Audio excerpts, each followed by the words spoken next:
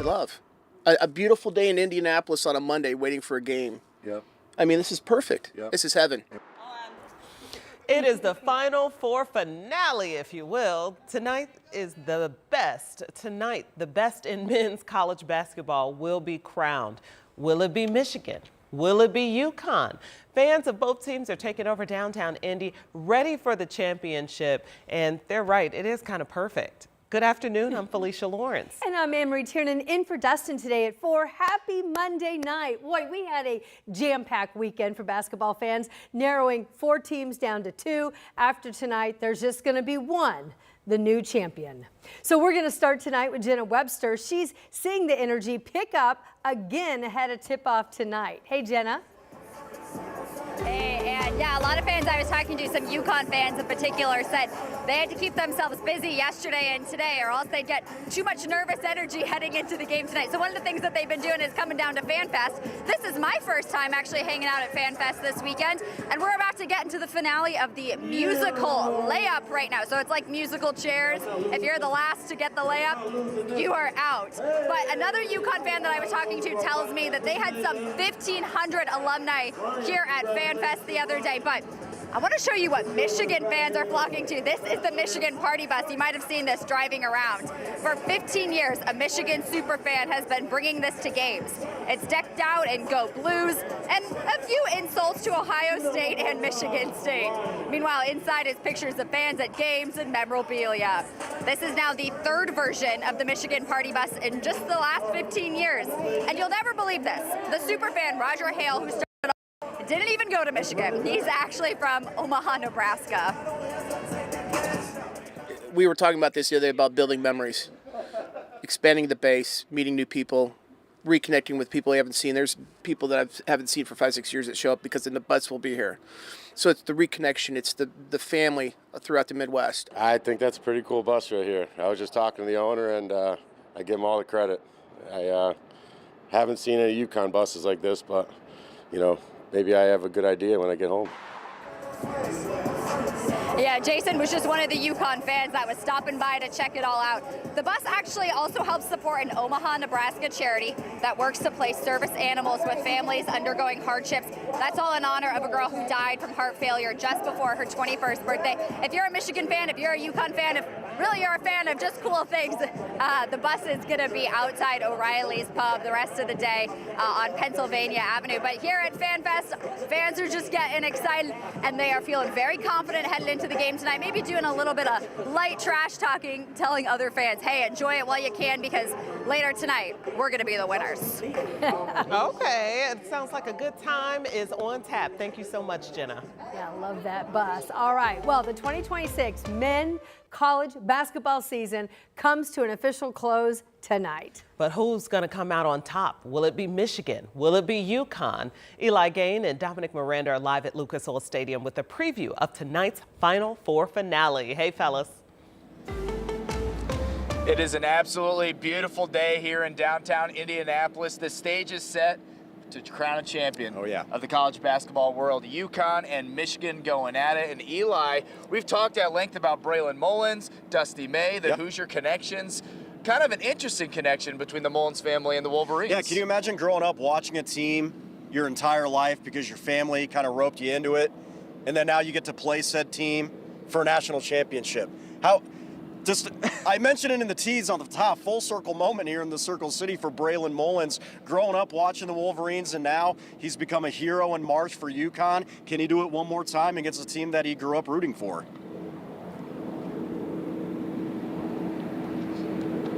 In my household growing up, like, it was Michigan football, Michigan basketball. Like, that's what my family and my friends were watching. So knowing that I have people around me that are probably going to be rooting for Michigan, it means a little more. And this game is it's going to be fun. But it's, at the end of the day, it is another game, and we just got to prepare the right way.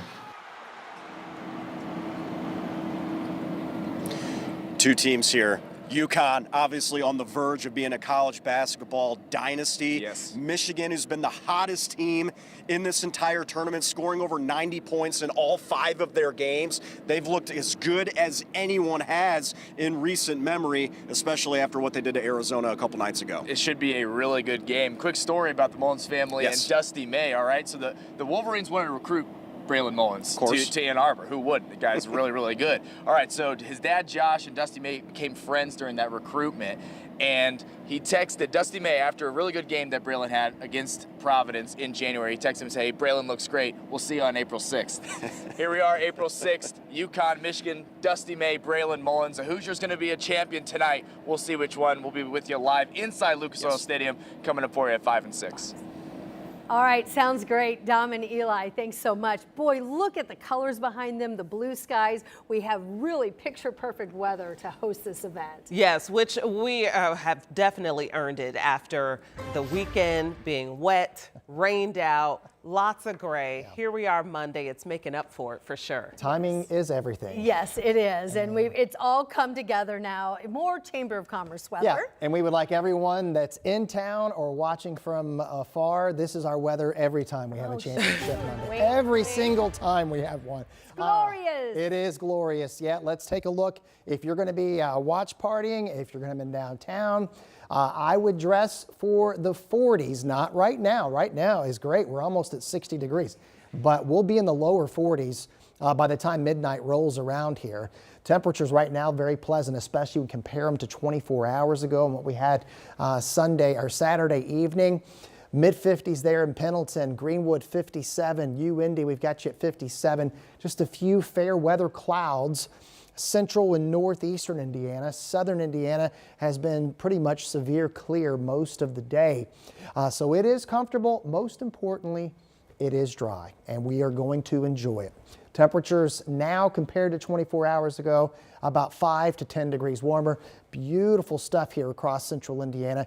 We do have an accident I want you to be aware of. This is 70 near Shadeland on the east side of Indy, where they're still clearing that up. You can see it is causing some slowdowns on 70 eastbound going into 465. We've also had a couple of accidents on the west side as well on 465. So that is part of the traffic story right now. This is the story tonight, tomorrow morning. Yeah, it's going to be a little bit frosty. We'll have the bus stop forecast here coming up in just a few minutes. All right, Sean, thanks so much. And the search is on for a suspect police say shot a man and took off with a 7-year-old child. It happened today in Lafayette near Elston Road and East U.S. Highway 52. That's where officials say 37-year-old Adam Joseph McDaniel opened fire on a 39-year-old Lafayette man and then drove off with the child in a silver 2011 F-150 pickup. The license plate here, TK8720AA. And oversized aftermarket wheels it has. So the victim was last listed in critical condition. The child was found safe. Police say if you do see a person of interest, do not approach. He's considered armed and dangerous. You can just call 911.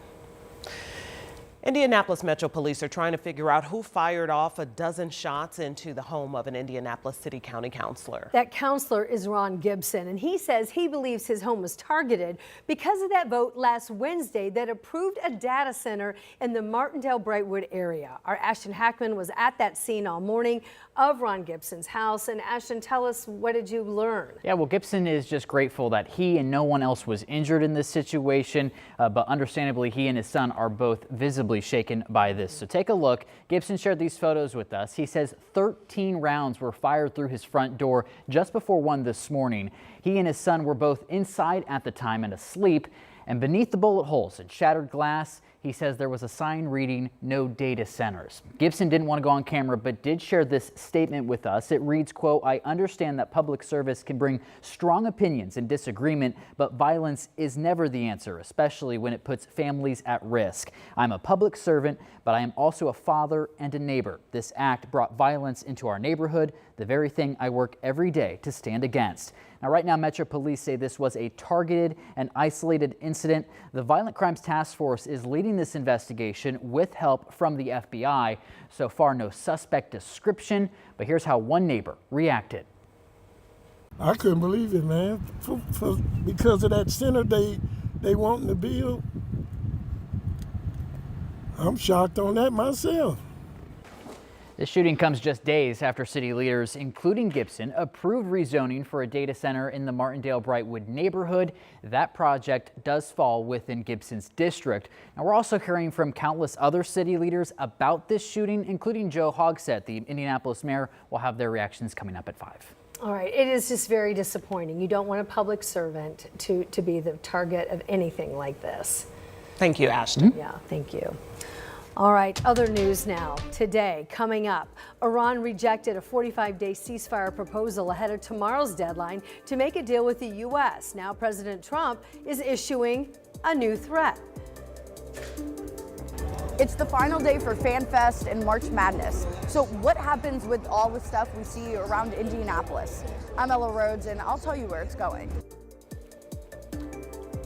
Also, spring is here, which means spring cleaning might be happening at your home. So if you do find any old coats to give away, the Coats for Kids Spring Clean is running right now. It's from now until the end of the month. You can drop off new or gently used coats at any classic cleaners. The Salvation Army will also be collecting coats at the Indy Ignite match, and that's this Sunday, April 12th. We have all that info and a link to donate at WTHR.com/coats.